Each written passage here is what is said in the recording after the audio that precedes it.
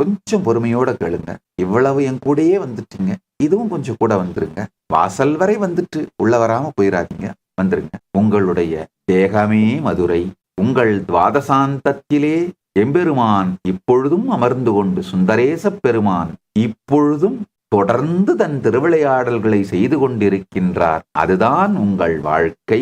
நீங்க எந்த கோணத்திலிருந்து உங்களுக்குள் இருக்கும் பரம்பொருளை அணுகுகிறீர்களோ அந்த கோணத்திலிருந்து அவர் வெளிப்படுறாருங்க. தருமி எனக்கில்ல எனக்கில்ல எனக்கில்ல எனக்கு வராதுன்ற சுய சந்தேகத்தோட அணுகினா அந்த சுய சந்தேகத்தோட பிரதிபிம்பமா மிரரதான் நக்கீரனா காட்டுறாரு.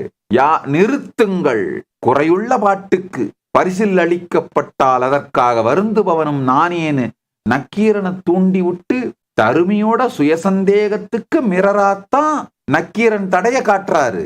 தருமி தோற்ற பிறகும் வீட்டுக்கு ஓடாம கோவிலுக்கு வந்து பெருமானே அப்படின்னு அழுது கரைந்து சரணாகதி அடையும் பொழுது, தோற்றாலும் வென்றாலும் துணை உன் பதமேன்னு வந்து சரணாகதி பண்ணதுனால, சரி இல்லேன்னு ஆனாலும் பரவாயில்ல, ஆனா என் வாழ்க்கை உனதுதான், உன் காலடியில தான். மேலும் விவரங்களுக்கு ஆஸ்க் நித்யானந்தா.